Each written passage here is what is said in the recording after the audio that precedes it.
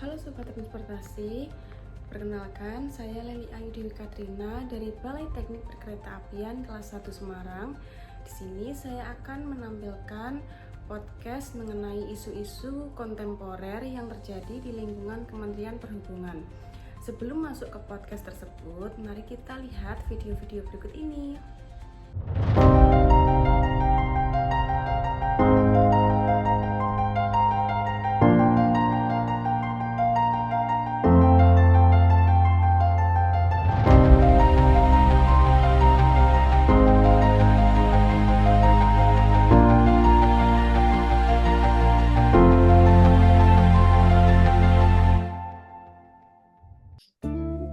Nah, di sini saya sudah bersama dengan rekan kerja saya, yaitu Saudari Najwa Widat dari BTP Semarang.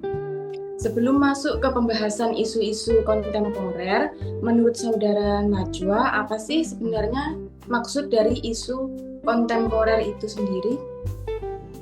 Menurut saya sendiri, isu kontemporer itu merupakan suatu pokok persoalan yang terjadi saat ini dan menjadi topik pembicaraan.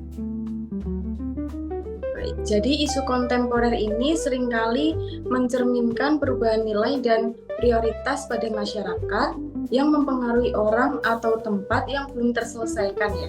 Nah, lalu isu-isu apa sih yang kamu ketahui di sini? Yang saya ketahui itu seperti COVID-19, korupsi, terorisme, radikalisme, pencucian uang, narkoba, atau proxy war. Berarti cukup banyak ya isu kontemporer ini. Tapi dalam kesempatan kali ini kita akan membahas isu dalam transportasi perkeretaapian. Yang pertama ada maraknya kecelakaan yang terjadi di perlintasan sebidang.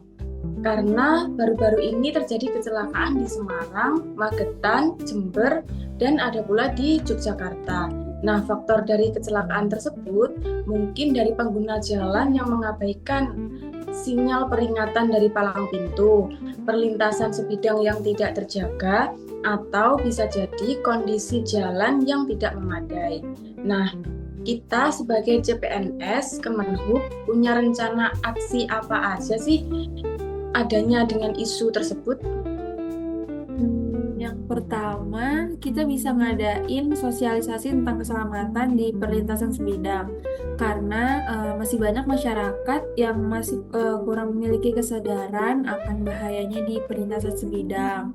Nah, yang kedua, kita juga bisa melakukan pendataan tentang perlintasan yang tidak terjaga dan terjaga agar dilakukan penutupan atau penambahan PJL serta melakukan monitoring kondisi perlintasan tersebut. Jadi apakah perlu dilakukan perbaikan ulang sesuai dengan spesifikasi teknis yang berlaku.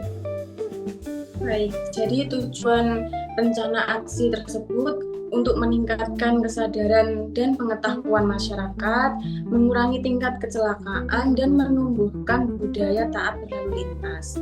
Lalu isu selanjutnya ada cuaca ekstrim yang memicu banjir pada daerah rawan, lalu mengakibatkan jebolnya tanggul Sungai Tuntang yang di antara stasiun Gubuk dan stasiun Karangjati. Nah, dengan adanya isu tersebut, menurut kamu bagaimana peran kita sebagai CPNS? Menurut saya sebagai CPNS kita bisa melakukan pemantauan dan turut memastikan gimana sih proses penanganan banjir tersebut, apakah berjalan dengan optimal. Nah, baru jika terjadi kendala atau gangguan bisa segera disampaikan kepada pimpinan serta memastikan tidak adanya gangguan perjalanan KA yang terlalu lama karena menyangkut dengan pelayanan masyarakat. Terima kasih atas jawaban mengenai rencana aksi terhadap isu-isu yang terjadi saat ini, khususnya di bidang transportasi perkeretaapian. Sekian podcast kami hari ini. Ingat untuk sobat transportasi di luar sana, tetap berhati-hati saat melintas di perlintasan sebidang, berhenti sejenak untuk keselamatan diri sendiri. Terima kasih.